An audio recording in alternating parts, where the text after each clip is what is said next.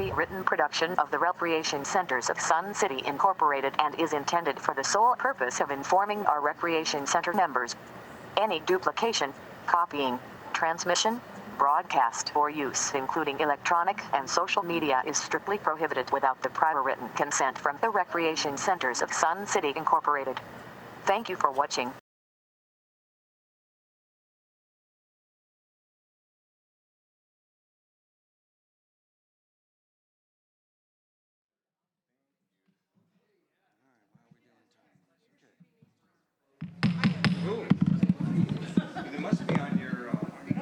Ladies and gentlemen, it is the top of the hour. If we can call this to order, and if you would stand, if able, and we'll start with the Pledge of Allegiance. I pledge allegiance to the flag of the United States of America and to the republic for which it stands, one nation, under God, indivisible, with liberty and justice for all. All right.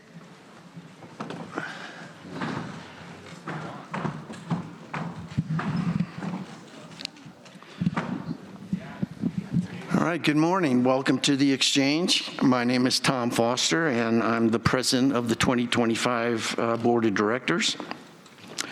This meeting is audio and video recorded by the RCSC management, and it is also being live streamed, so we'll try to, from time to time, check on any comments that might be coming on the internet. Please take out your cell phones and electronic devices and check them to ensure they're on silent mode, which I should do right now. As a reminder, verbal or physical aggression towards any member, guest, or RCSC staff member is not acceptable, and offenders may be asked to leave the meeting. Now I'd like to introduce the Board of Directors, the timekeeper, and our management personnel. Director Steve Collins. Good morning, everyone. Director Rick Gray. Morning. Director Brissett is delayed by a personal issue, but he will be arriving shortly. Secretary Heiss. Good morning. Vice President Nedesheim is on a cruise somewhere in the Atlantic Ocean. I do not think she will have reliable internet service there, so we're not expecting her to join us today. Treasurer Anita Borski. Good morning, everyone. Director Jana Mapes. Good morning, everyone. And Director Jim Ruff. Good morning, all. Okay, our timekeeper will be Secretary Heiss. On our management table here, Kevin McCurdy is Director of Finance. Good morning. Mike Whiprud is Director of Facilities. Mike Diermeyer, Director of Operations. Good morning. Eddie Renio is the Director of Golf. Good morning. And Marcia Johnson is the Board Coordinator. Good morning. And now a little drum roll.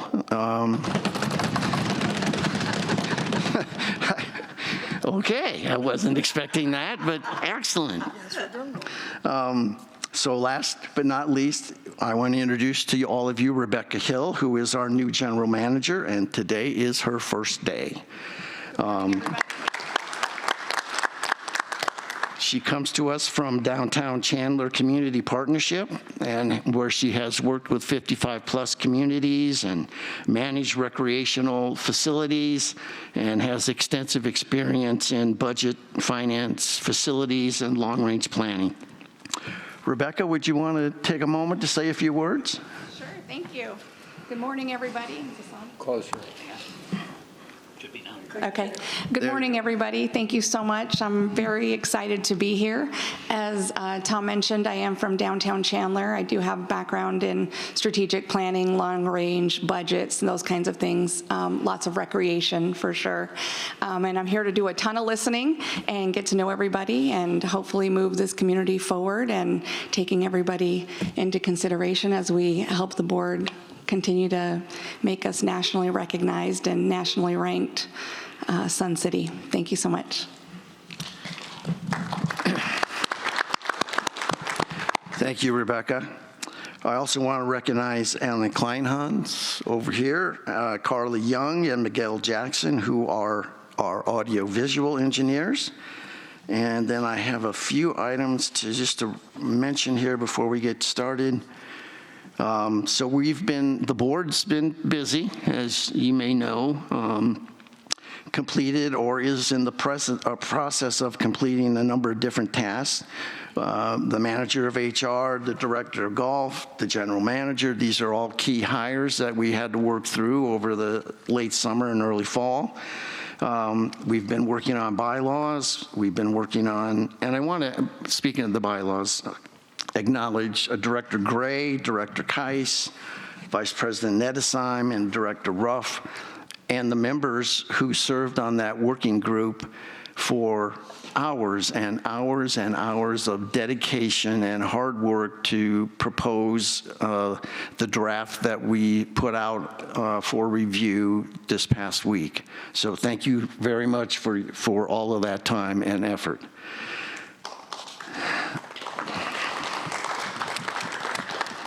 We also have a few board policies we're working on that will be posted for membership review either late this month or at the very beginning of November. And of course, the 2026 budget, we're working through that. After this meeting this afternoon, we will have the first town hall on the 2026 budget. Mountain View, okay, let me, since Vice President Nedesheim, who normally gets up and gives you a presentation on this, I get to do my poor imitation of her presentation, I guess. But as you know, the board did go ahead and choose one of the member-driven alternatives that Triarc presented last month. And we have now received from Triarc the initial design contract. So this is just the contract to do that work. So design work, yes. So all of the things that have been bouncing around the community about flat floors or slanted floors or this or that, all of that is now on the table for Triarc to begin analyzing the pros and cons of all of these different scenarios. So to the extent that you'll have opportunities to touch base with Triarc, I encourage you to do so. And they will take all of that into consideration when they bring forth alternatives for the board as far as ultimate designs for that site. This is not something that's delegated to management, and it is not the exclusive purview of the board. It is a collaborative effort between both parties to try and bring as much brain power as possible, and as well as the input from the membership, so that we have at that site the best result that we can for Mountain View and our membership going forward. Okay. Mr. Whiprud will be largely leading the review of those proposed documents. Director Brissett and Director Collins, who are the chair and co-chair respectively of the Properties Committee, they will be involved in that as well. So congratulations, General Manager Hill. You will probably be the signer of that document, although a number of us are authorized signers, but that might fall on your plate eventually.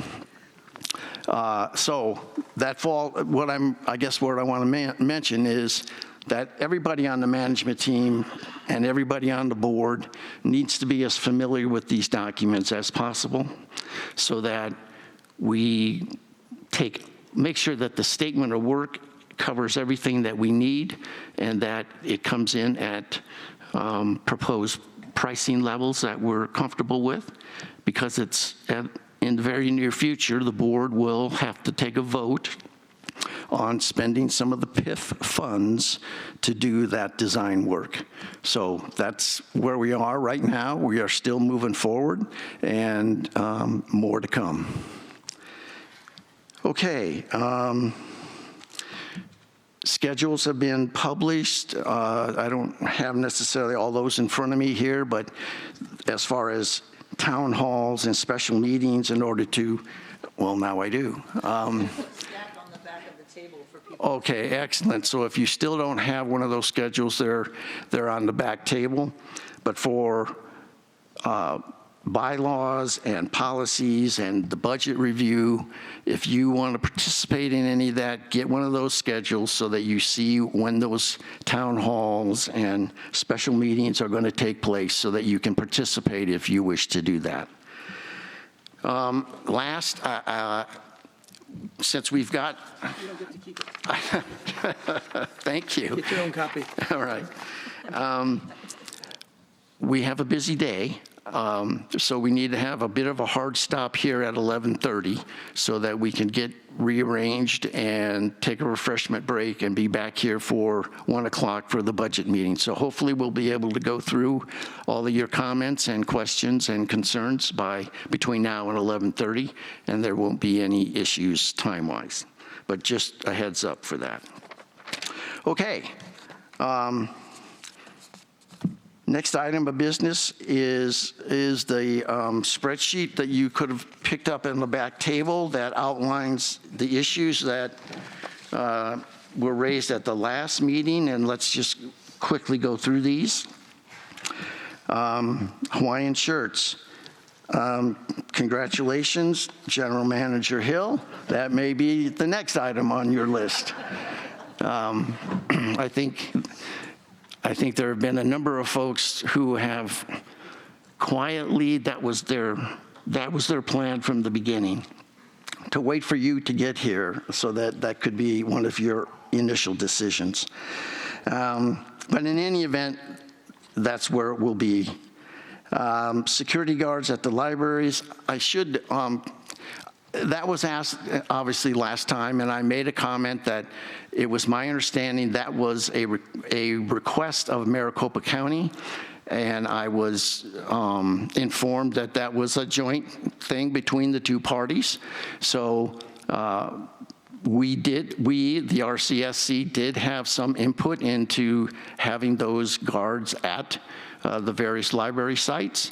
But that is now a 5-year agreement. I don't think we're interested in reopening that at this time. Fees have been collected and deeded properties. Okay, that was an interesting comment that was made by a real estate agent, I believe, here, and inquiring as to whether or not all of the PIF and SIF fees were being collected appropriately. And Mr. McCurdy, you went through that and resolved that situation? Yeah, President Foster, we looked into that. There were 8 properties that were identified. We looked at all 8 of them. We've collected PIF and SIF on all 8. There are a couple of them that we have yet to get the facility agreement because the owners have not come in for their member cards yet. When they come in, they will need to present a signed FA in order to get their membership card, but we've collected the fees on all 8 of those properties. Okay.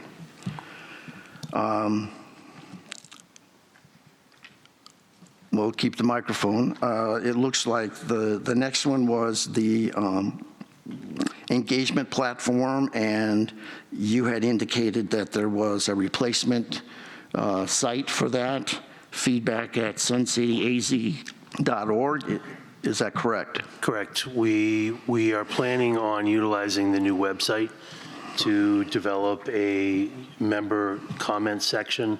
But for right now, because the Granicus software package that we were using for member comments was up for renewal, and it was about $17,000.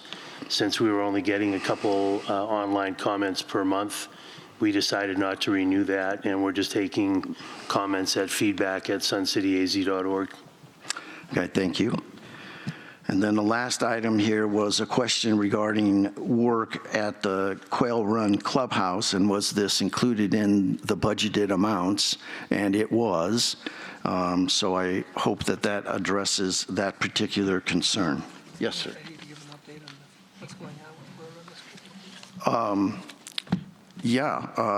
Mr. Renio, would you care to, since this is opening week, at least at the end of the week for Quail Run, would you like to inform the membership of your plans, especially when you're having donuts? President Foster, yes. So we're excited because we're just a few days from reopening the Quail Run Golf Course as well as the golf shop. So this Friday, the 17th, we plan on having our unveiling of the shop and the golf course itself, and we encourage all of our members, whether you play golf or not, to come out and tour the course. We'll have some fact sheets out there so you can see what we did out there. Quite an extensive amount of work, all the way from the ground all the way above. So we did replace turf. We did some green improvements. We did all the greens, the bunkers as well, relined the lake. And so it's looking really good. The weather, Mother Nature has really cooperated with us with the grass growing in, so we're really excited. And the golf shop itself, it's been given a new facelift, as well as we did all the bathrooms, the pavilion. So everything is looking new and fresh. And again, this Friday, from 10 to 2, we plan on having a little bit of a small ceremony to recognize the people that did the work out there, you know, all of our maintenance crews and our facilities and everybody that has had a hand in this project. We definitely want to recognize all their hard work and their dedication to making this a success as well. And then Saturday, we will start play. Awesome. Thank you, Eddie. Okay. Okay, Director Collins, did you wish to make a quick announcement? I had a couple questions. One of them is the Maricopa County security.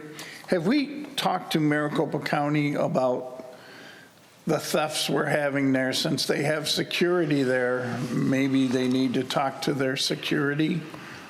That was one thing. And the other was, have we found any replacements for TAG?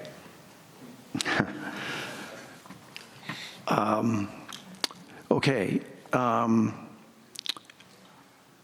Mr. Diermeyer, do you have any comment on, there were an incident or two at Fairway, but I'm not sure those were in the purview of the guards at the libraries.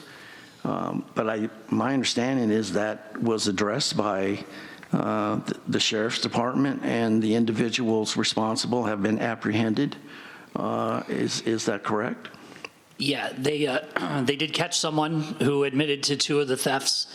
We've also updated our operation to accommodate the members that have those bikes, to put them in a different spot so they're a little safer. So if anyone goes to the Fairway facility and they're concerned about their e-bike, see the attendants there or the center leader, and we'll properly take care of you. Okay. The other question was TAG, which certainly has continued to be an issue for us, but okay. Director Ruff, do you wish to address that situation? The Technology Committee has been handed that, so what we're going to do is meet with Eddie and his folks and Kevin's folks to get a need list. And so instead of going out looking for new software, we need to know what we want the software to do first. So we have meetings scheduled for this week to go get started on that.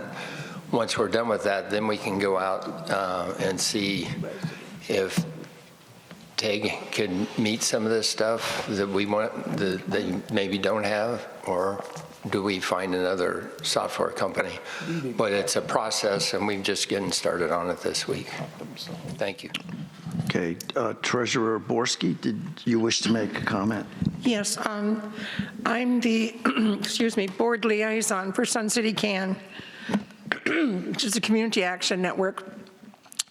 And they are looking for volunteers for their board of directors. Sun City Can provides a lot of services to our Sun City residents. They work with EPCOR and APS. They can provide some assistance for low income. It's quite a rewarding board to be serving on. So if anybody is interested, I would suggest you contact Sun City Can, which is on Coggins off of 103rd, east of 103rd, and let them know you're interested in becoming a board member. They would much appreciate you. Thank you. Okay, any other comments from board members, management? All right. All right, so as you know, the purpose of our exchange meeting is to gather your comments and respond when appropriate. So we do have some town halls coming up for the proposed bylaws. So my thought is to try and move those to your comments or concerns to those town halls, but I won't stop you from making the comments today if you can attend those town halls, or this is an opportunity for you to come forward and make your opinions known. We'll still follow our standard policy. You pick a number up in the back to reserve your place in line. The 3 minutes is still in line, and that might be challenging for some comments. And then finish your comments, and then the board will try to respond if it's appropriate to do so. Mr. President? Yes, sir. Could we do the topics first, and then if there are some for... Already did that. No. When they get up now, start it with the topics, and then, because you said we're closing early, and then go to the bylaws afterwards if we have any, rather than mixing them all up. I would prefer that if you come forward with comments or issues that we try to get through as many of those as we can before we do bylaws, if that's possible. But again, this is your meeting, and I'm not going to rule anybody out of order for wanting to talk about bylaws here. That's what the exchange is for. It's just that there are 2 other meetings coming up where you certainly can have an opportunity to discuss that. We're on the same page here. Okay. All right. Does anybody have a number in the 90s below 93? Nope, then 93, you're up.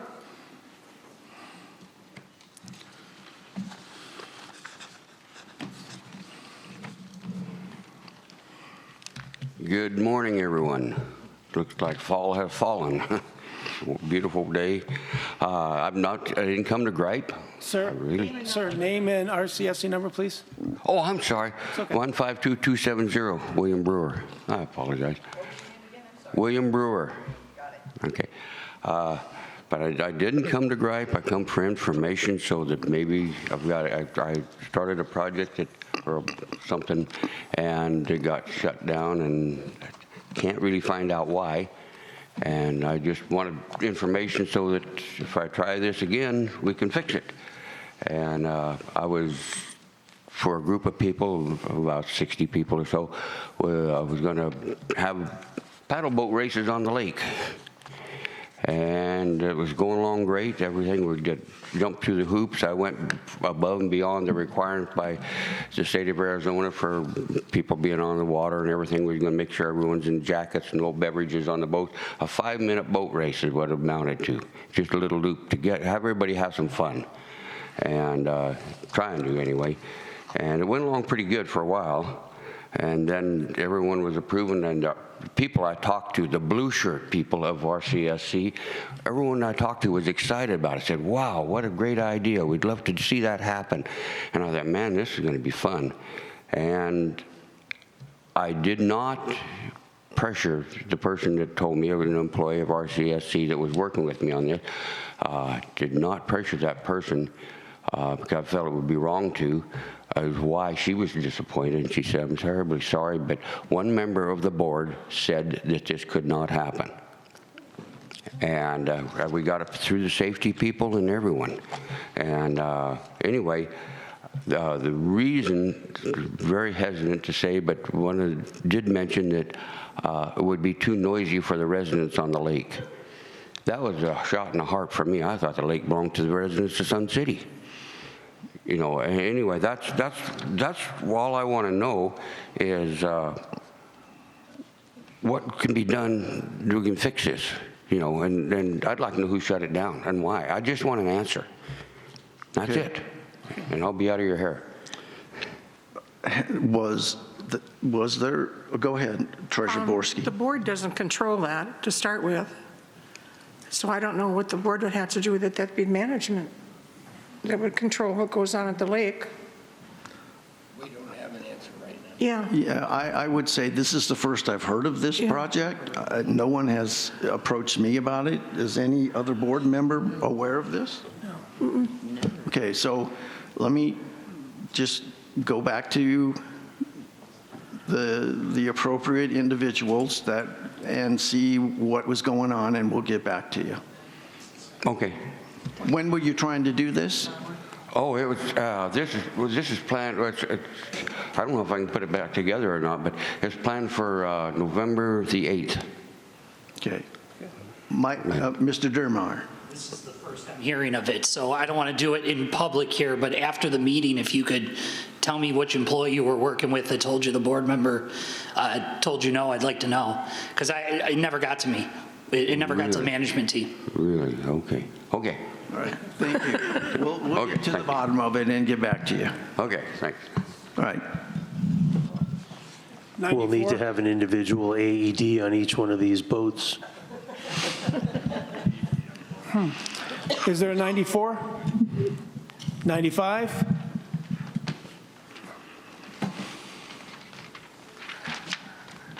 Good morning. Tom Marone, 100825. This is why I believe that Sundial should be used as the Performing Arts Theater. First and foremost, it fulfills the board's fiduciary responsibility for spending money wisely. You can probably have the completed theater 3 years sooner and at half the cost of the proposed new building at Mountain View, which would also allow the players to continue using the existing Mountain View building before it needs to be demolished.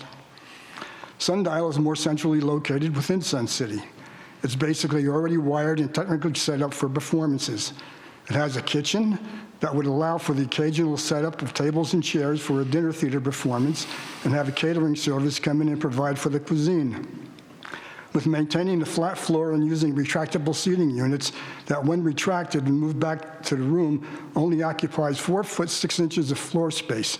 This creates no problem for bingo to set up their folding chairs and tables as they typically do. Parking is not a problem, several points of traffic ingress and egress. The breezeway is the perfect place to congregate before performances. And there's still room to extend the building if it's necessary for additional storage without infringing on the parking lot. And according to Maricopa County, the addition of any square footage of any uninhabitable storage to an existing building does not require additional parking spaces. Now, the excuse we always hear is that the auditorium at Sundial is too heavily used. Think about this. Build just a simple building down at Mountain View that would partially be used to upgrade the fitness center. Then leave the rest of the square footage as a flat floor open space. The board has already approved $1.5 million PIF dollars for an indoor air-conditioned dog training area. So use that money to supplement the construction costs at Mountain View. The open space at the new simple building can be used for the dog training area in the summer months, and it could also be used to move some of the activities currently used at Sundial. It just seems to me that this is the height of your responsibility, that the board would rather waste $7 million when the responsible answer is staring them right in the face. Sundial was originally built for performances, with the staged, acoustical design features, second floor control room, and outside ticket booth. Does it really make sense to duplicate everything you already have here someplace else? Thank you.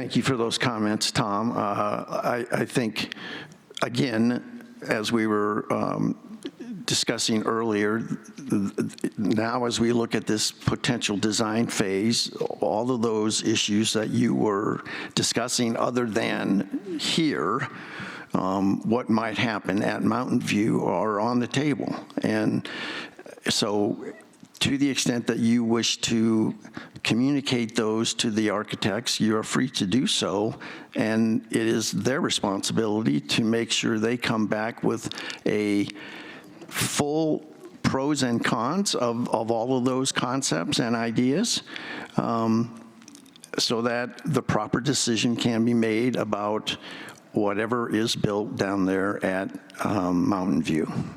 Any other board members wish to discuss Director Collins? I'm questioning that he can contact the architect.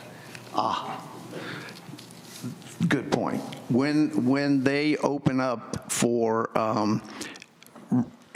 accepting comments from the membership, that would be the appropriate time for you to do that. And that's going to happen. So there will be an opportunity for you to do that. To do that today would be technically inappropriate at this time, but there will be an opportunity to do that. All right, anyone else? All right, go ahead. 96.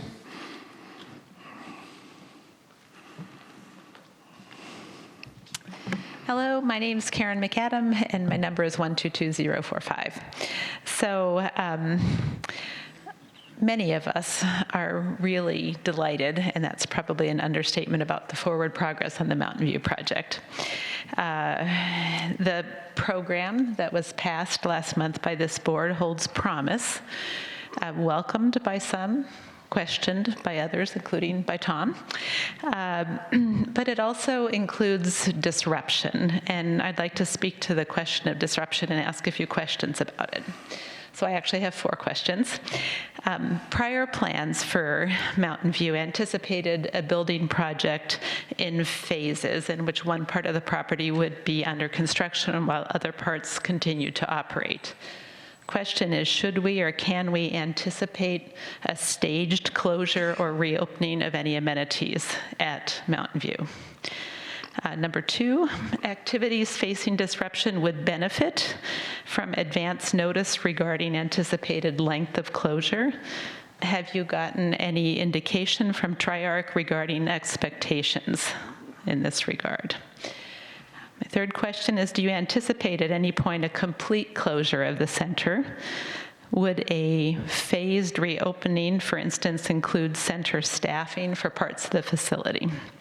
And my last question is, the closure of most of the amenities at Mountain View do not represent significant hardships. There are multiple alternative and currently underused options for fitness, for swimming, for mini golf, for tennis, for lawn bowling. However, neither the players nor pickleball has access to other underused options. While I understand that the players may have alternatives, perhaps using local church auditoriums, the same is not true for pickleball. This sport has one of the highest utilization rates in the entire community and faces the loss of over 25% of its available facilities for some unknown period of time. Has the board given any thought to how to accommodate the growth of this sport within our community, and especially to the impact this would have on the club to be faced with such a radical reduction for whatever period of time that involves?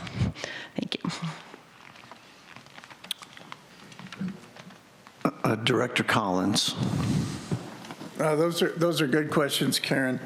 The last time we were going to do something down there, those questions came up, and the contractor said with his insurance, they didn't want to have any part of the site open for fear someone could get hurt.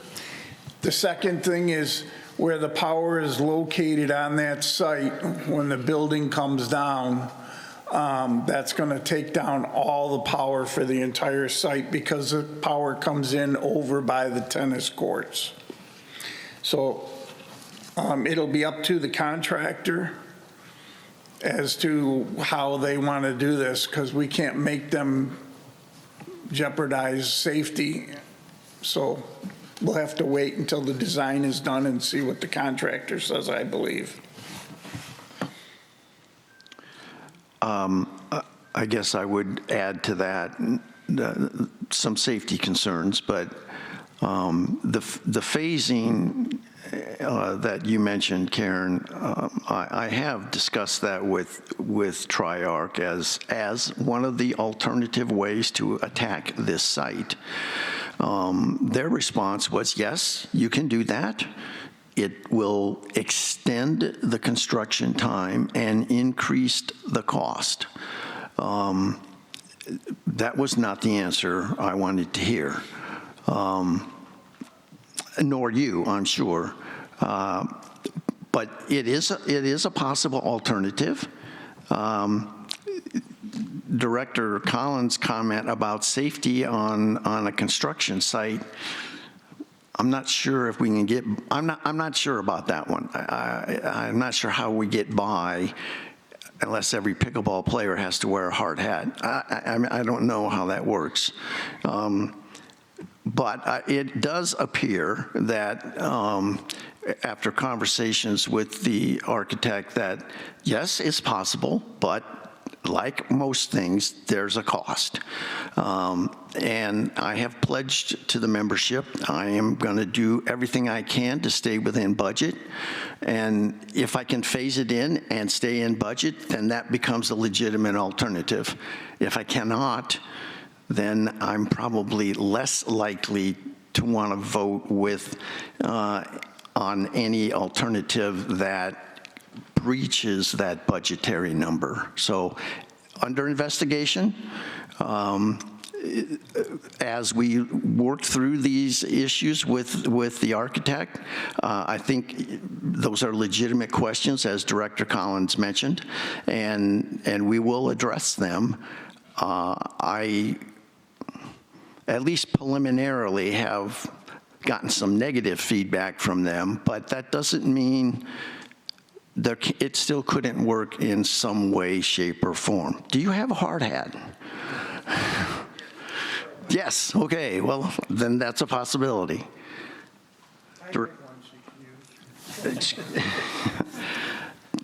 Secretary Keiss? Yeah, unfortunately, for your last question, unless we can phase the project in a cost-effective way, there probably isn't a good solution for pickleball down at Mountain View while the construction project is going on, and that's 12 to 14 months, I believe, is what the architect estimated was going to cost, or was going to take. For players, yeah, that we have to work out a solution. And as Tom so eloquently put a little while ago, this can serve as a place for the players to go, but it's going to require work with management to be able to schedule performances in around other things that are going on to try and make use of that. I don't know of any other facility in Sun City that could possibly accommodate their needs except for this one. So that becomes a tricky thing to schedule in the future, but it's something we're going to have to try and work through. Okay.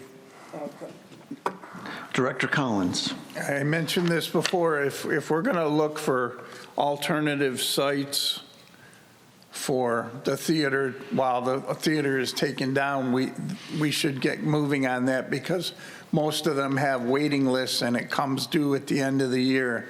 So it'll be the time would be now to talk to Peoria or whoever to rent space from them. It's my understanding at least the players, I don't know about other performance groups, but at least the players have been actively looking for an alternative site. But I have not spoken with them personally for maybe 3 weeks. So I do not know the current status of their search. All right, next number. 97, please. Speaking of the players. I'm glad you asked that question. Tom Swenson, 135-906. Yeah, and I'm really encouraged to hear the board bringing forward those questions because we've been asking them, and I think it's time to see if there's something we can do about an alternative place to perform. And I think what people are missing is we don't just all of a sudden say, hey, let's go do a play. It's not Judy Garland and Mickey Rooney. We have weeks of rehearsals that have to be done somewhere in a space pretty much the size of whatever we're going to perform. So Sundial would be good if we were a show coming in from the road, but it's not great if you're doing a show locally. So I just want you to keep that in mind. We have 3 or 4 weeks of rehearsals usually before a play. I mean, actually we have 5 or 6 weeks of rehearsals. We could probably pare it down to 3 or 4 weeks if we had to. And if we do an alternative site, we are willing to talk about whatever we can find out. You know, we want to talk with you about what our alternatives are. We understand that we might need to perform smaller plays, maybe more. For venues of 100 and 150. We've talked about the music room possibly at Fairway, but for example, and we have looked at alternative sites, but everything comes up at $5,000 to $6,000 a month rental to begin with. And that's being very skimpy on the budget. So anyway, we are not currently finding any other alternatives except there is the synagogue, which we've kind of put on hold, but I think could be of value to the, okay, I'll take the time to do it. I was on tour for years into schools doing performances, and there was one school district or two that I was at where they had a spare school. When they pared down, they had a spare school, so that whenever they'd upgrade a school, they could move the kids into that school. And they just kind of did a round robin. And I'm thinking the synagogue might be that for you because you're going to have offices broken down at Lakeview and whatever. So maybe something like the synagogue, which I don't want to go into now, would be a space for that. But in any event, I want to get the discussion going. You know, tell us how we can get involved because I point over and over again, we work a year ahead, choosing the plays, getting the directors and all that. So we're kind of under the wire right now. And that's it, really. Just I want to begin the real process of maybe some kind of committee or something that we get going on a discussion between us and the board and management. So thank you. Mm-hmm. Thank you.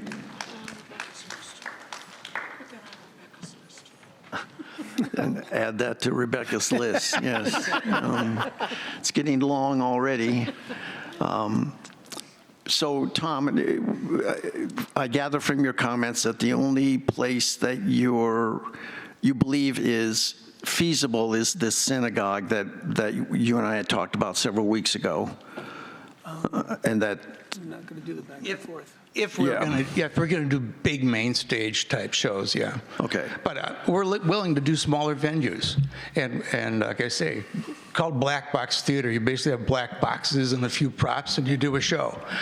We need lighting for that. We need rehearsal, whatever. But there's expenses involved. But we like to look at alternatives, and we may be able to help financially with some of it, the club itself. So fine. Thank you. Thank you. Next. Also for rehearsal space, we know there's a lot of, it's not optimal because it wouldn't be the same stages you would use all the time, but there's a lot of space in RCSC that could be taped off and used for that. So there are options here. We know there will be places that you could rehearse at, so that's not a factor, although obviously not optimal. Okay. 98.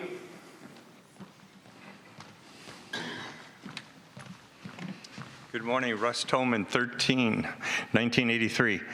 I have a meeting in 10 minutes, so I got to be quick here. But I've got a new subject that I want to talk about, and it's to help sift money. What I'm actually recommending is that the RCSC will adopt the method when we have like an opening of the golf course, when we have special events like the holiday event, when we do certain things like the golf cart parade, etc. I would like people they voluntarily commit to is buying a 50-50 ticket. 50% of it will go back to RCSC for operations and such. The other 50% is going to go to the lucky winner in that. I think we should do this to help one another out in this community. It's volunteer. I go to a lot of other meetings, and this is commonly done, and I don't mean just in RCSC land for clubs, but elsewhere. So it's just a concept that people can donate. We volunteer to donate to the foundation when we want. Why can't we just donate to ourselves and make a little fund so someone that's willing to contribute, they have a chance to win something? The other concept I have, because I have such short time here, and I'm sorry about that, I've always thought about this, but I've never mentioned it publicly. I would like RCSC to offer a winning RCSC number that the following year, after, say in December, we announce it at the holiday time, when we do our events at Lakeview, that we have a lucky winner has an RCSC owner number, not privilege card people, owner number, that they win their assessment for the next year. A lucky number. You put it in a randomized program. You can do that on computers and such. Let it pick the RCSC number. Kevin could do that, I think. And you can bingo somebody. They'll have some like gift, if you will, that we're helping our fellow members out again.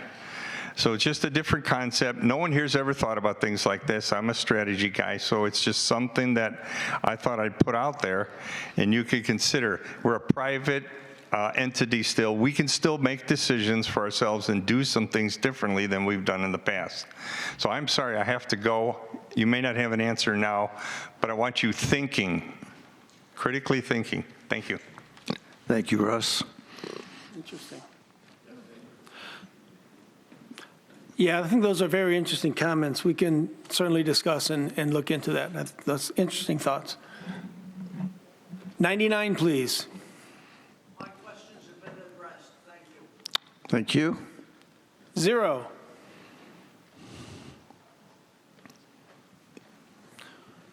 1. 2. 1, I'm sorry, did I miss one? Somebody's coming up for number 1? What number is she? Lori, what number are you? 1, 2, and 3. 1. 2 and 3 can wait till other people are done. Okay. Good to be number 1. Lori Ellingson, 133335. First of all, I would like to welcome Jennifer Hill as the general manager. Rebecca, yes. Looking forward to meeting you, and welcome. And second of all, I would like to compliment Eddie on walking around and introducing himself to the members. That's great. That's what we like to see with the management and your involvement. So very impressed with that. Third, I would like to compliment Mike Diermeyer on his Meet with Mike. It's a great way for members to find out answers and to also give suggestions, and it's a great exchange. So I think that's wonderful. A lot of things to address. The biggest thing is with the customer service. We are a resort. We are in the hospitality business. We deal with people. And we're lacking in customer service. We do not have anywhere for people to find out answers to their questions. We need a direct line. We need a phone line, not an email, because how many people, they want a quick, simple answer. And right now, we don't have anywhere for them to find that out. So that's extremely important that we work on that. Getting rid of the online, your comments online, that's fine, but we need to have somewhere that if people have questions, they can get an immediate answer. Not where they have to, oh, what was that website? And now where's my phone? And then I have to fill it out. And then who knows how long later they get the answer. We need to readdress Renew Active and Silver Sneakers. That was brought up 2 years ago, and it was quickly dismissed without enough input or looking into that. We also need, with our communications, the new website, we need to have an app for that where somebody can just automatically click on the app, they don't have to log in, and they can find an answer to their questions immediately. And the last thing is Mountain View Tennis Court cracks are back after just being repaired. Status completed. No, that should not be completed. That should be, we seriously need to look into that. Thank you. Okay, thank you, Lori.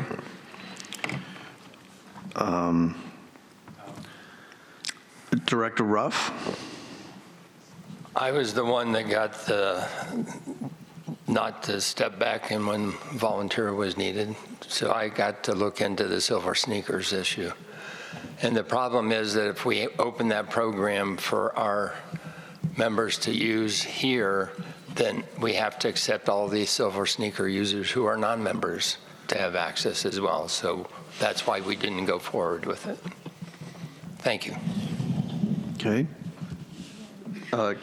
Secretary Kais. Regarding the tennis courts and the cracks in the tennis courts, correct me if I'm wrong on this, Mike, but I believe we had a contractor look at it, and his estimate was in order to fix the underlying problems with that, they were going to have to essentially tear up the whole tennis courts and build them all over again. Am I far off on that? Good morning, Director Kais. You're correct. Both the Lakeview tennis courts, which are in worse shape, and the Mountain View tennis courts have cracks. You can, when we resurfaced the Mountain View tennis courts, they did fill them, and they look good. Everybody agreed. But we also, the contractor also said, this isn't going to last because the cracks are too significant. So you really need to re-pour that whole thing. So when we are in the Mountain View discussion about adding 6 new courts, I think one of the questions we're going to bring up is, should we be redoing, repouring the 2 existing ones as well, which will add a cost that I don't think that Trier captured, but you can't repair it unless there's a miracle product we don't know about. And thank you for that segue, Mike, because I asked Triarch about that, and they're aware that the tennis courts are going to need to be torn up and essentially redone. That is part of what they're talking about doing if we're keeping option 3, which is the one we settled on. So I don't have a good answer for you on this, Lori. We're not going to tear up the tennis courts and put a lot of money in that, knowing that that's going to be part of a construction project in the near future. So I'm sorry, I don't have a good answer for you on getting that taken care of now until we actually do the renovations in Mountain View. Director Collins. Yes, there's some cracks. There is no immediate safety issue here. So, this is what we're going to have to live with until we get further down the road with the Mountain View project. If it turns into safety issues, then we'll have to address it. But until then, it's what we have and what we're going to keep there. Thank you. All right, next number. Number 2, please. Oh, yeah, 1, 2, 3, so that would be number 4. Okay. Good morning, Jim Kepler, 127409. How appropriate that we're talking about tennis courts and Mountain View project. I would just like to let the board know I've been on both advisory committees for Mountain View project starting maybe 8 years ago.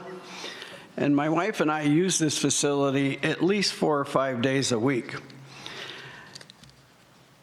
I'm glad to see we are getting some progress on this, but I know nothing can be done with this, but to me it's a shame that people who are residents of Sun City but live miles away get the same vote as those of us who use this facility.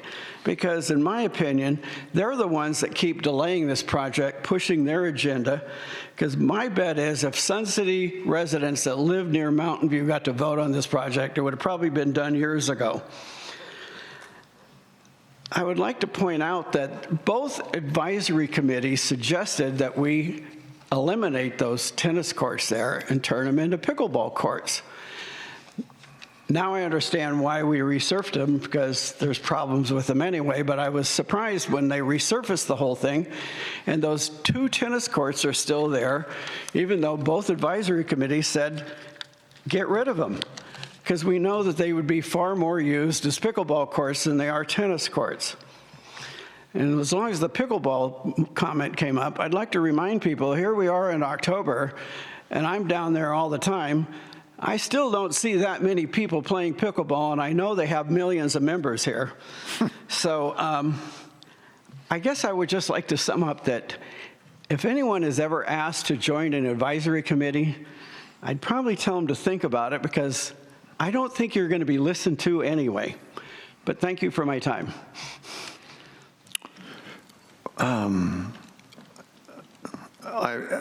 I guess I'm disappointed that you were disenchanted by that you thought you were not being listened to. I think if there's anything that this board, these immediate people here to my left and right have learned, and learned the hard way, is if you don't listen to your stakeholders, you're not going to get anything done.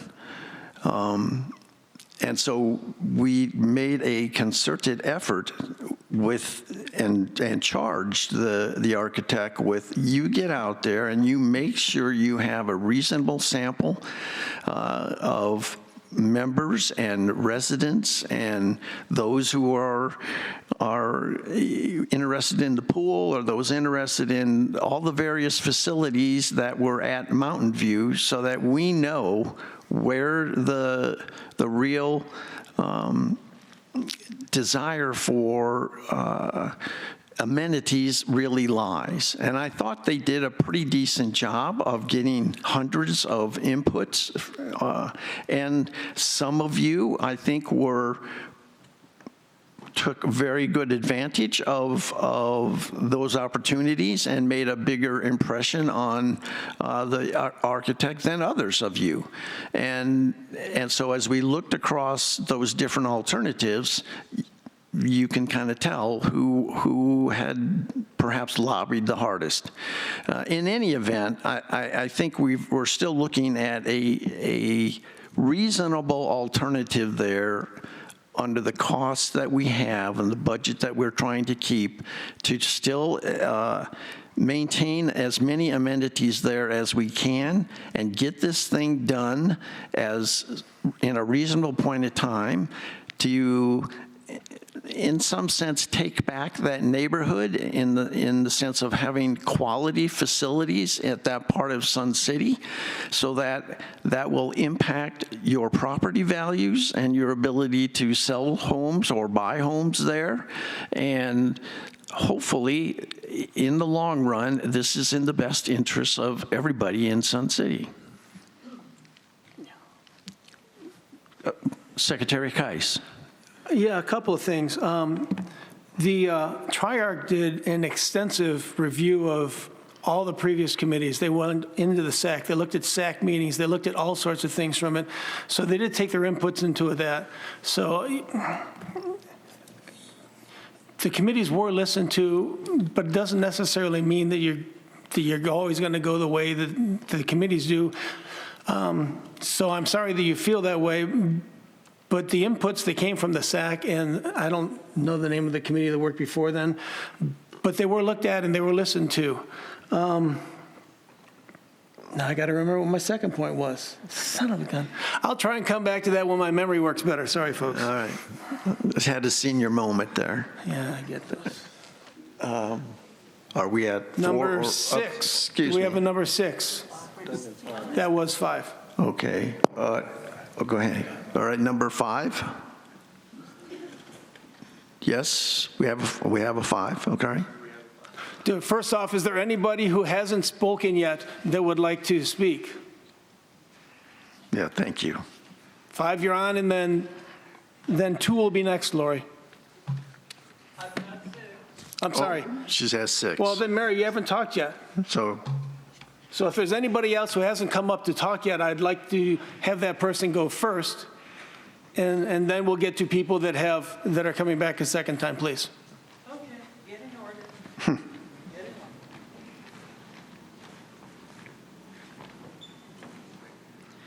I have to get my number out. Mary Dahlman Shopper, 128442. Okay. Couple of housekeeping things here, very quick. I've asked this before. Somehow I fell off the list, I think. Pickleball. I would still like to get numbers on how many of the pickleball players are RCSC members versus guests or other people that are coming into the community playing pickleball. That's number 1. Number 2, what is tag? To me, tag is someone going wild with a can of paint. And number 3, where's Quail? Okay. I'm invited to come over and say, hi, look at the great place, the new up and coming. I have no idea where it is. That's all. Okay. Quail Run is just off of Alabama and 99th. I believe that's the intersection. Yeah, there's a light at the corner of 99th Avenue in Alabama. If you head east from there, you'll run the Quail Run in about, hopefully you won't run into it, but you'll be at Quail Run in about in a few hundred yards. Okay, got it. Tag. Software. Tag is a piece of software that is, for better or worse, kind of the backbone of cardholder services and accounting in Sun City. It is an older piece of software that has, from time to time, slipped a little bit behind in updates, and we have attempted to push the owner of that software to make updates and modifications, and which they had done for the golf applications, but other applications we have fallen a bit behind. That has led to some frustration among management and board members that their focus appears perhaps to be elsewhere. And so there is at least some discussions about how much would it cost, how long would it take, what would be the disruptions if we found another backbone piece of software that we could build that database of all of our members and all of our accounting systems into and accurately continue to operate. So it's a big project to do that. Understood. Completely understood as soon as you said card holders overall. Got it. Okay. Thank you. Treasurer Borski? Okay, you asked about pickleball numbers. Chris did a study, I believe it was in like March or April, and it was under 7% were visitors or guests. So 93% of the players are Sun City residents.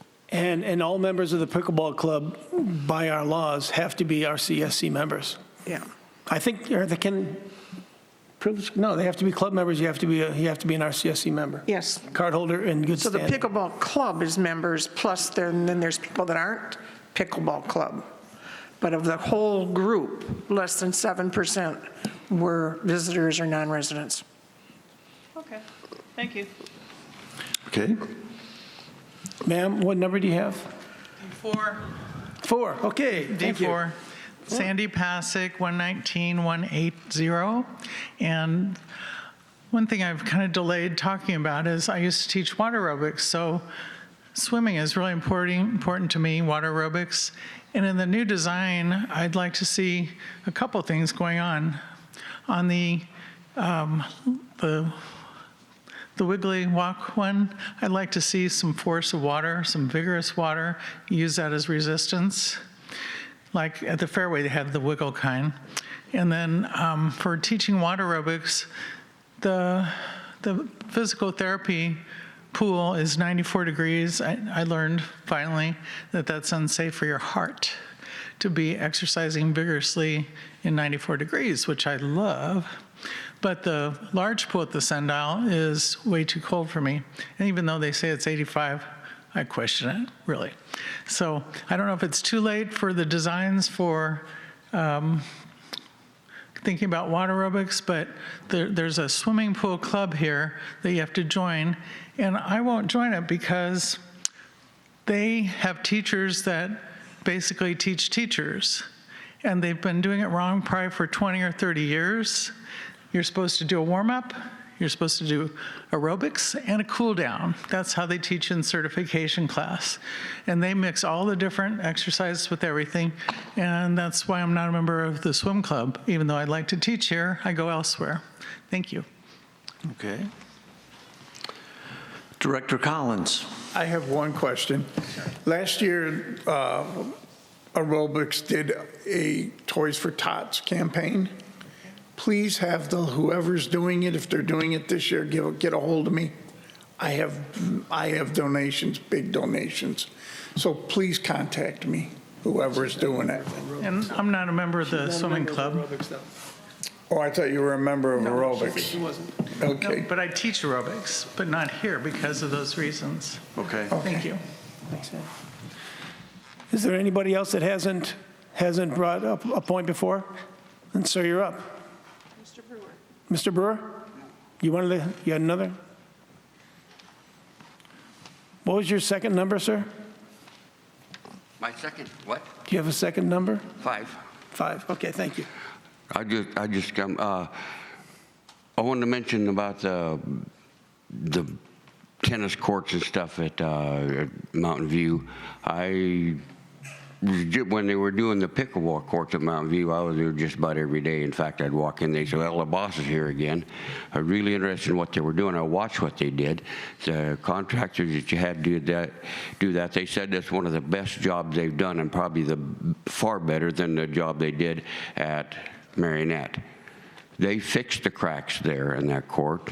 If you go look at those courts, you can't see where there was a crack, and those courts were cracked worse than the Mountain View courts. So I think your contractor you had for the Mountain View tennis courts kind of did a dodge there, because you can't tell where there was ever a crack in the pickleball courts. Anyway, but when it comes to that in the contract, and when the contractors come, why can't the tennis club and the pickleball club get together and help you guys fix up or whatever they can do for the Lakeview courts, and share those courts while the contract's going on, while they're redoing Mountain View? And I challenge the tennis club and the pickleball club to get together and work with you guys and get that done. And that's just what I have to say about it. Okay. But that's a facility that's very underused because of its condition. Why can't we fix it up? I'm willing to put in some sweat labor for it, and I'm sure there are other people will too. Anyway, that's my comment on it. Okay. You want to talk? I'll talk. Director Collins. The big thing with Lakeview is it was let go for so long that now it's to the point where you're talking millions of dollars to fix it. And it's just not feasible at this time, since Lakeview is the next center to be redone. At that time, something will be done over there, but it's just not cost effective right now.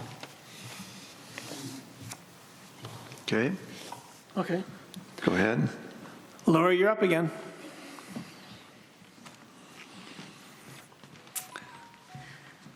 Lori Ellingson, 133335. I addressed this issue with Mike Diermeyer, but I'd like the board to comment on it. Priority of deferred maintenance. How is it decided what project to do?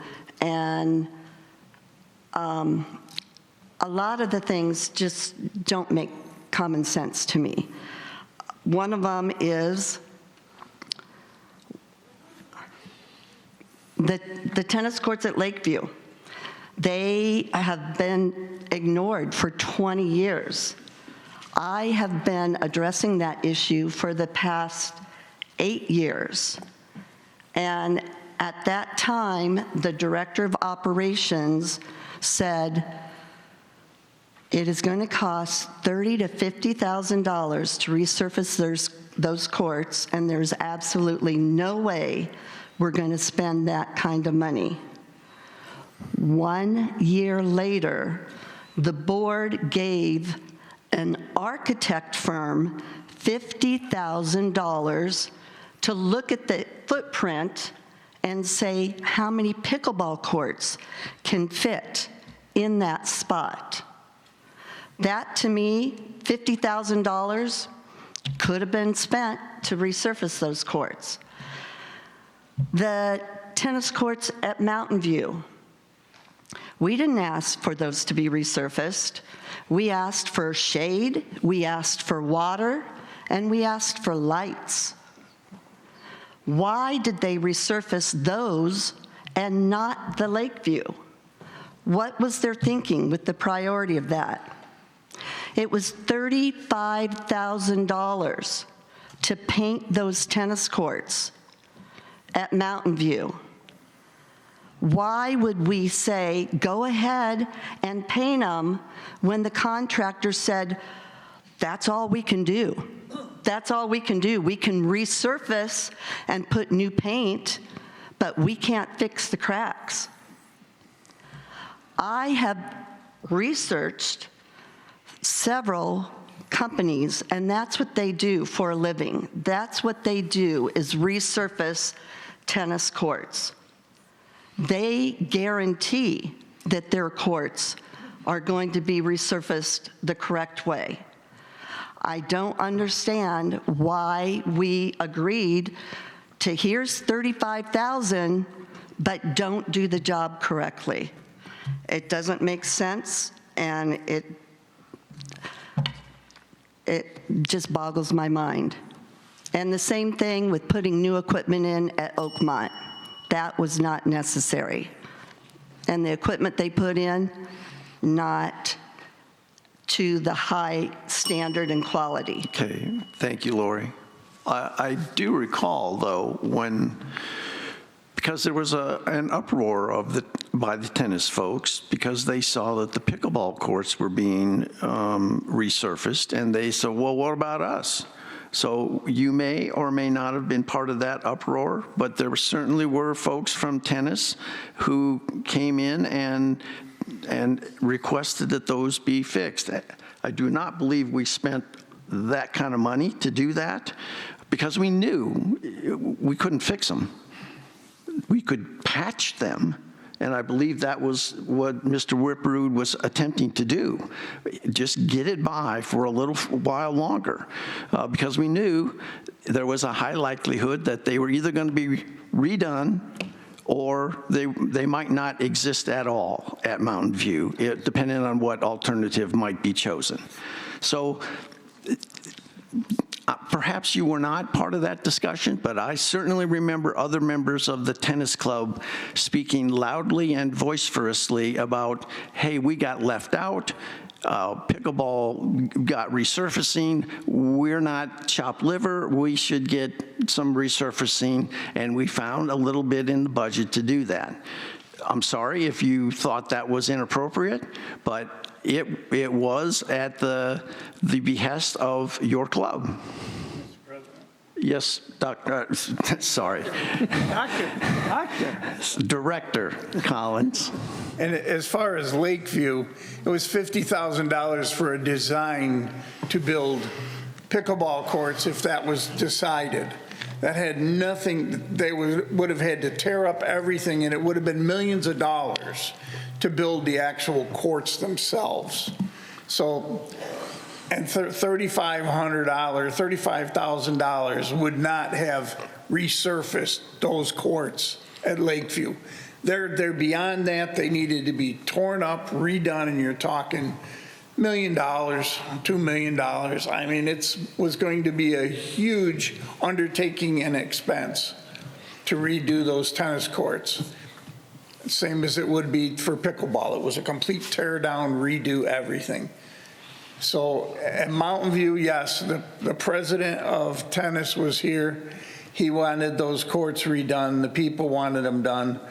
I went down there and I walked them. There might be a few cracks that you see. They're very small. You're not going to trip over them. It's not going to affect your ball. There's nothing down there that will affect your play. And for 2 years, while it takes to get up and go in Mountain View, that's just what you have to live with. We did the best we could to keep you happy until we can get the new courts built. And it's in the option we picked, new tennis courts down there. So you have to wait, just like everybody else has to wait. Okay. Anyone else? Director Gray. Yeah, I'm not going to just speak to this particular issue. I just want to let members know this is the part of the conundrum that we face as directors. We have needs in our facilities, but then we have members that have to pay for those needs. And so we're trying to balance how can we get the best bang for our buck, for our members' bucks, and not basically have to raise fees or raise costs or assessments.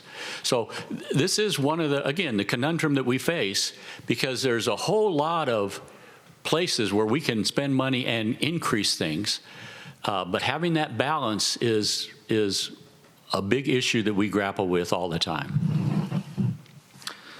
Thank you, sir. It reminds me of my phraseology when I was teaching economics of unlimited wants, but limited resources. And it is a never-ending battle, and you will see that battle this afternoon if you come for the budget discussion this afternoon. Okay, have we addressed your issues? When you said there was an uproar, was that a private conversation through email or phone? It was right here. Okay. Is there anybody else that would like to talk? Ma'am, you can come up after she gets done, okay? Okay. Thanks.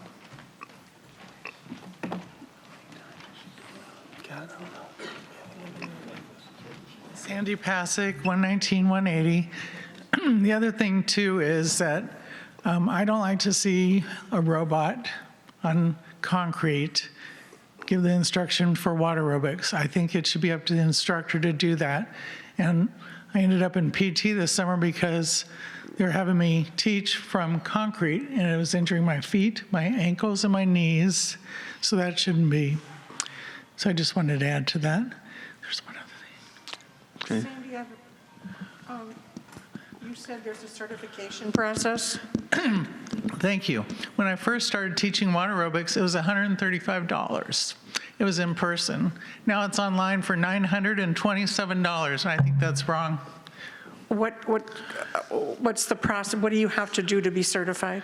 Go to a week worth of class, and you take a test. So, thank you. You know, I still feel it doesn't matter if you're certified or not. If you have the knowledge to teach, you're still skilled. Thank you. Okay. Anybody else have something? Ma'am, go ahead.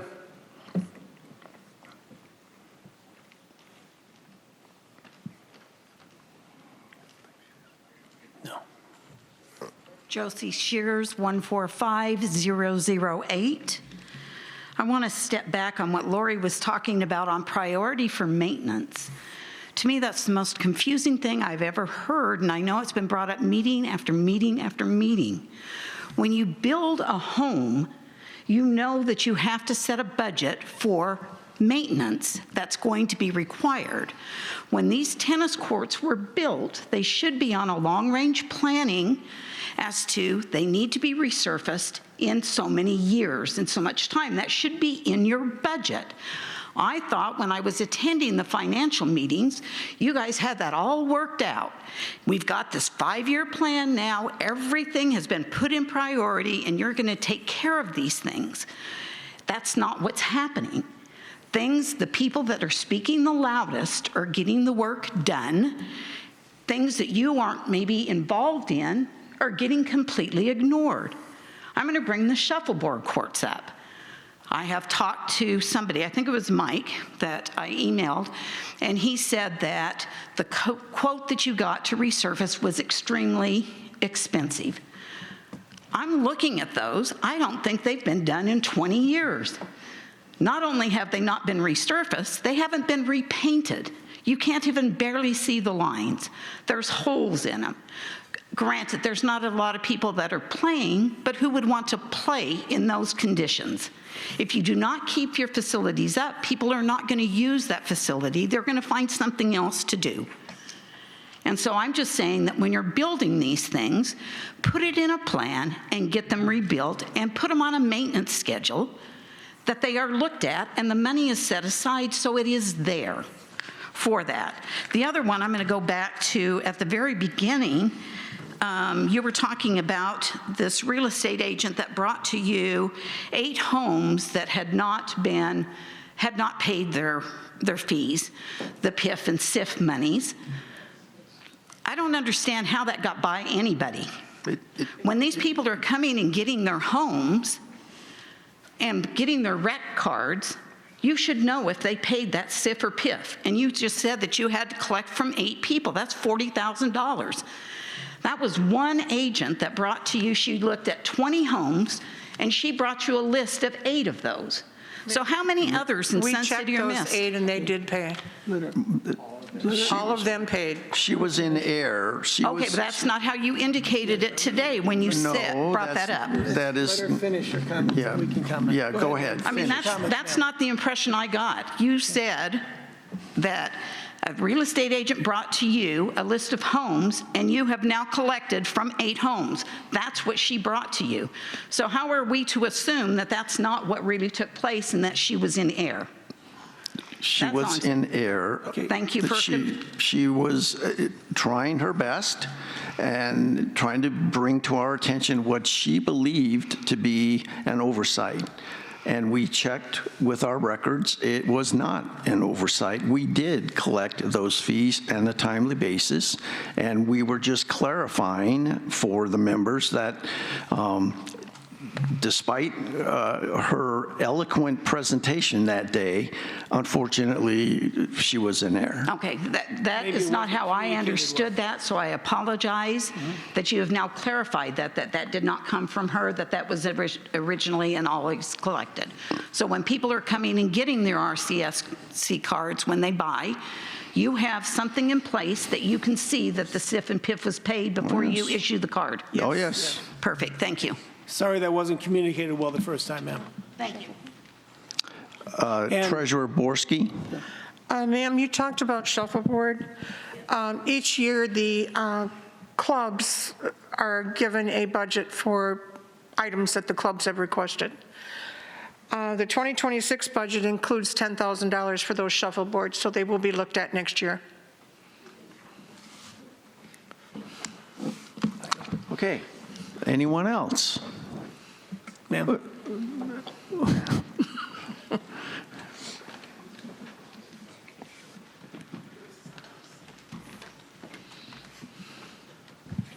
This is an exchange meeting. Okay, I'm Lois Robinson, 53367. I'm speaking to really the people behind me, but I'll speak to you all. I've lived in this community, I'm ashamed to say, for 20 years. Wasn't involved. I was working in another community and didn't think I had the time. But I want to say I finally got wondering about the assessments, and I decided to get into the weeds to find out what's going on. I started attending meetings and observing. Once I got involved, I saw what a process was. And it is a good process. There are some glitches that everyone sitting up here are working through. And those back here that are volunteers, I would advise, not recommend, I would advise those that have singular questions or focus to get involved and understand. I am amazed at the operations that are in place. I'm also amazed at some past decisions that were not necessarily made by all these people in front of you. Past sins, this board and these managers, these people are trying to take care of. I've seen it in black and white. And I have to say that I am proud of the work that is going forward. It won't be 100%, but I am a newbie in the process, and I have observed a lot of hard work, operations. I've been in municipal government and law for years, but I can tell you things are getting better. It's going to take a while to turn this cruise ship around, and it's being turned around. I am very grateful for some of these new people that have come in. Good luck to you. And she'll be good. You'll be good. But I very much thank the board. Some of you I've known for years. But I'll say I thank you very much for your volunteerism. But I would say again, people that have a singular interest to get involved. We are a community, not just a resort. We are trying to sustain and maintain and gain. Thank you, sir. And thank you again very much. I am proud of your effort, and I am behind you as much as I can in your effort. Thank you. Thank you, Lois. Can we give her 3 more minutes? She was on a roll, so. I think there's one thing we haven't done today that we really need to. We, as a community, owe a huge debt of gratitude to Mike Durmeyer. He stepped in when we released the last general manager, and Mike has done a fantastic job moving things forward and working things, and we owe him a huge debt of gratitude. Thank you very much, Mike.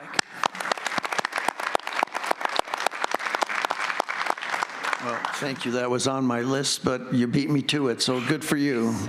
All right.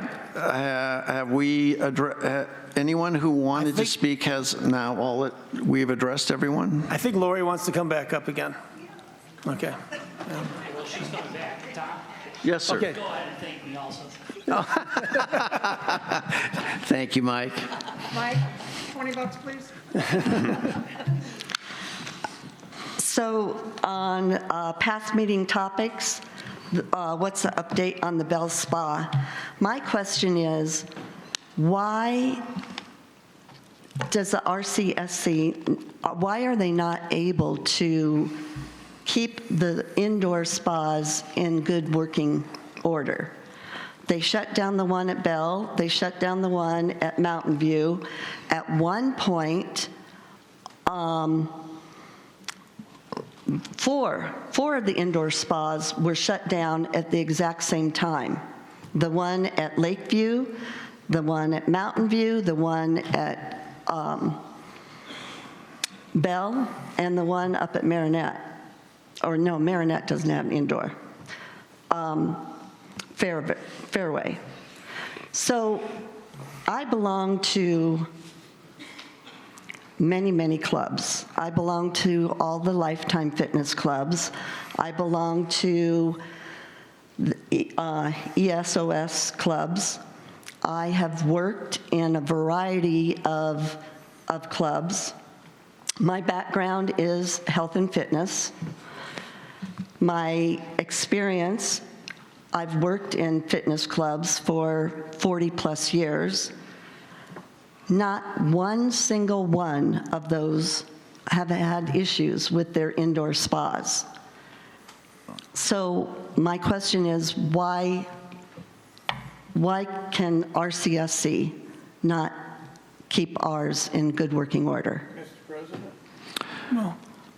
Do you have anything else, Lori? No, that's it. Okay, thank you. All right. Thank you, Lori. Director Collins? Okay. One problem, water inside buildings does not go well. It damages things. We had the pool collapse.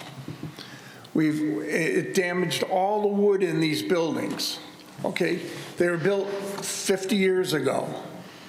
They didn't have the proper sheetrock maybe back then, the additives you can do, the pressure-treated wood in the walls. The ventilation wasn't adequate for what we have there with the moisture. So they did damage over time, and you're not going to see it until you tear the walls out, the ceilings out. Then you're going to see all the damage from all that chlorine and all that. And plus, a lot of our elderly people, myself included, if I'm in an enclosed area, that chlorine has made me sick in the past, being in it because the ventilation was not that good. So being old, buildings being old, codes being changed, all that have a reason why our buildings are damaged. Mr. Whiprud, would you have anything to add about the humidity issues that we've experienced in enclosed spas? Well, sure, it's a problem, but let's talk about Mountain View, for instance. That dehumidifier that served that little spa room was nearing the end of its life cycle and needed to be replaced.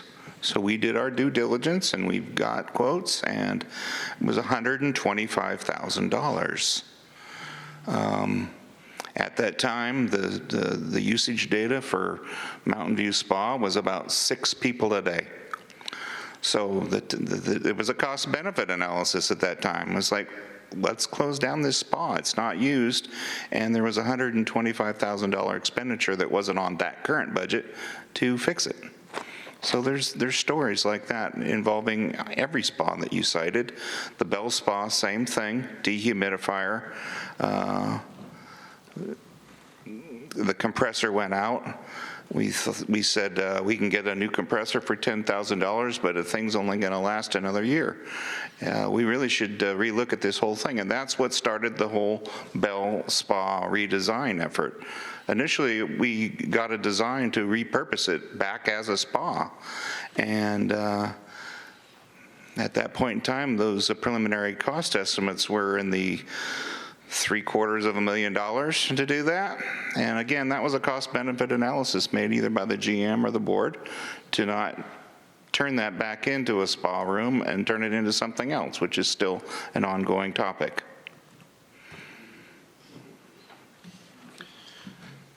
So that is consistent with my understanding of those situations, Lori, that humidity has been at the root of the issue, that engineering in the past was not adequate, perhaps, for the amount of humidity that was being generated.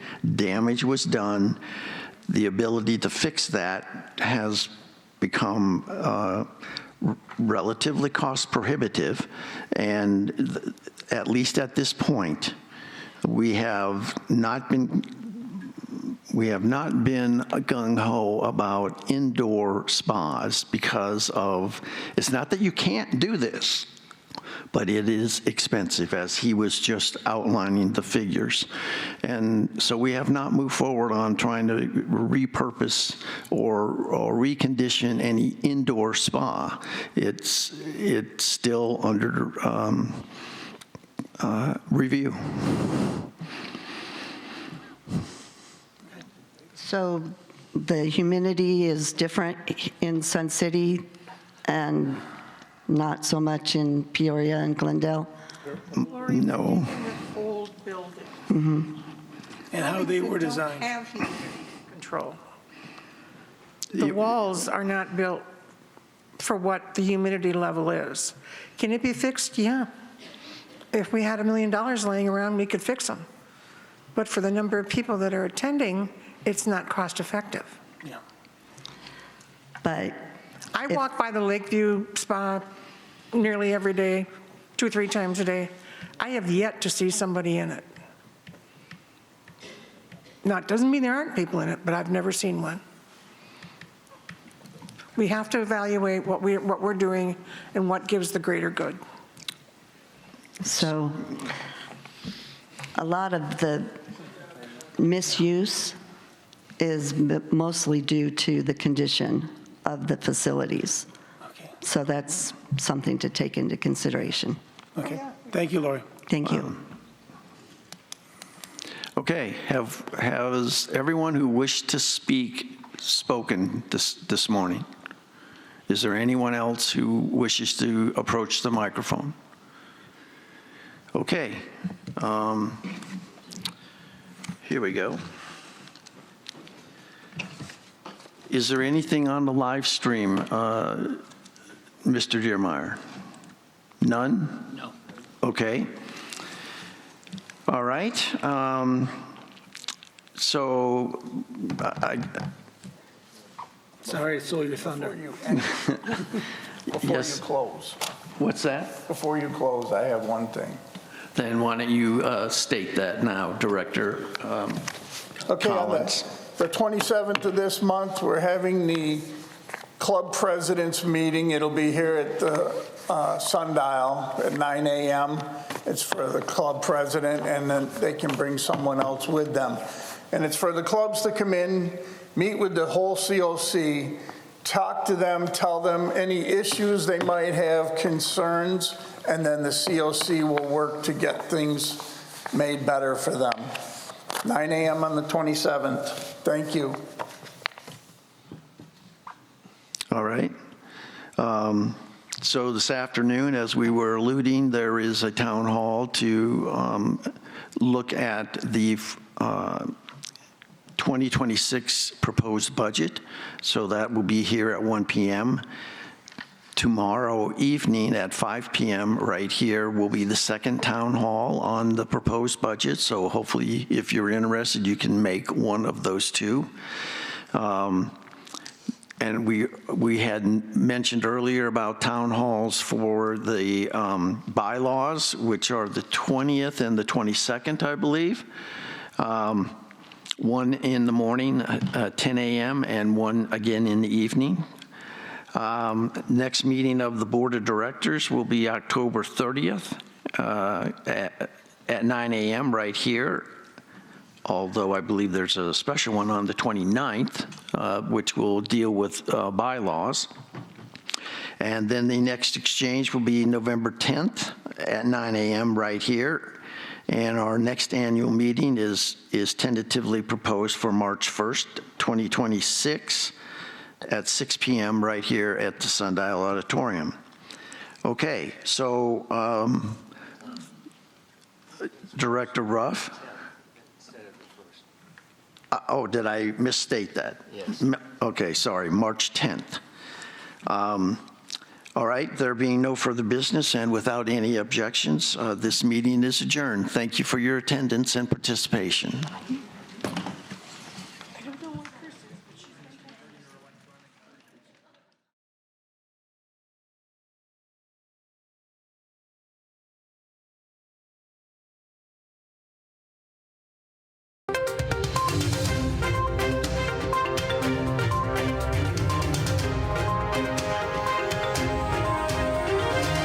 This is a copyrighted production of the Recreation Centers of Sun City Incorporated and is intended for the sole purpose of informing our Recreation Center members.